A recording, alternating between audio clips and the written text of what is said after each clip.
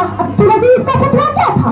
गोया एक बढ़ के बेअमन था जो दुश्मनों की नकली तमन्ना पर गिर पड़ी। अंग्रेजों की नींद हराम हो गई, जगह जगह आजादी के शोले भड़कने लगे, जगह जगह आजादी के परचम लहराने लगे। खिताबत के लिए माविया बिन अबुल लैस को मैं दावत देता हूँ कि वो आए और अपनी तकरीर पेश करें।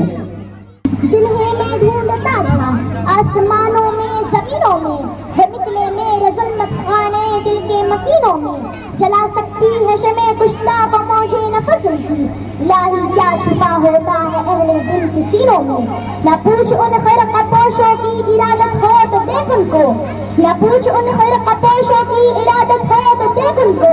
यदे बैजा लिए बैठे हैं अपनी आस्तीनों में। बहार आई अगर गुलशन में तो किस काम की आई, बहार आई अगर गुलशन में तो किस काम की आई। नशे मंशाख पे बाकी रहा ना दिली सीनों में।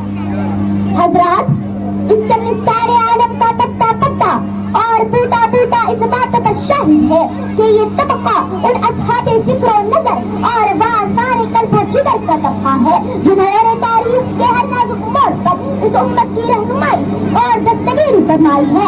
ये उन याराने बासबा और शहीदाने इश्क़ वफ़ा का काफ़िला है जिन्होंने हर दौर में बातिल का मुकाबला किया है। जब भी बातिल ने आपको चैलेंज किया है, उन्होंने उसके चैलेंज को कबूल किया है और सरबकत मैदान में आ निकले हैं और जंग पूरी के कॉपी से बातिल का मुकाबला किया है।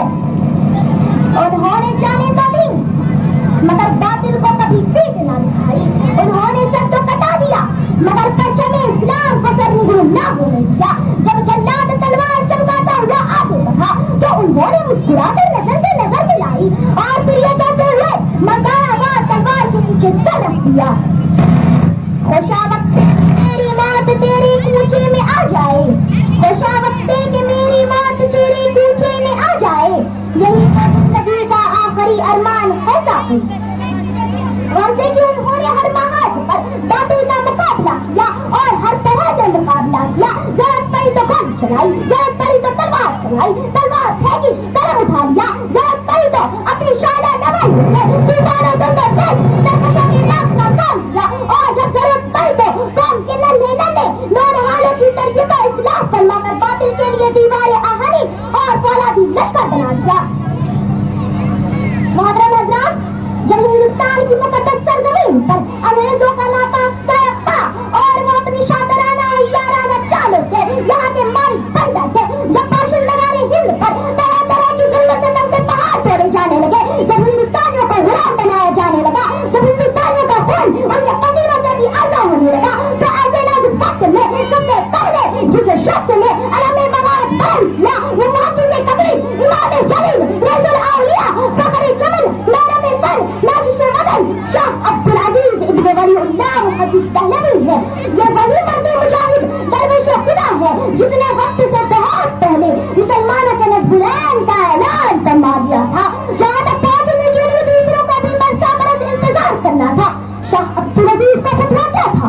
गोया एक बढ़ के बेअमन था जो दुश्मनों की नकली तमन्ना पर गिर पड़ी। अंग्रेजों की नींद हराम हो गई, जगह जगह आजादी के शोले भड़कने लगे, जगह जगह आजादी के परचम लहराने लगे, सीना में वलवले मचलने लगे और हौसले ने अगड़ाइयां लेनी शुरू कर दी।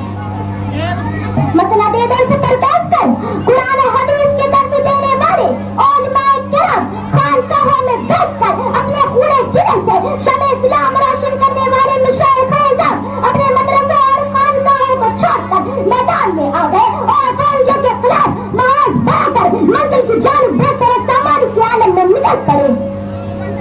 और मैं अकेला ही चला था जानिबे मंजिल मगर, मैं अकेला ही चला था जानिबे मंजिल मगर, राहरो आते गए और कारवा बनता गया किताब।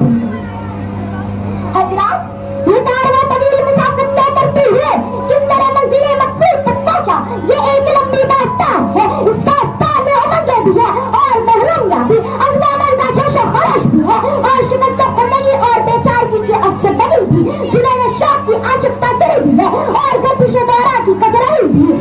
हजरात, इस तवील मुसाफिर को तय करते हुए उनके पांव मुसलसल लहू रुहान होते रहे। हजारों और लाखों का वजूद गुब्बारे राह बनकर उड़ गया। कभी जब तशद्दुद की खार बार झड़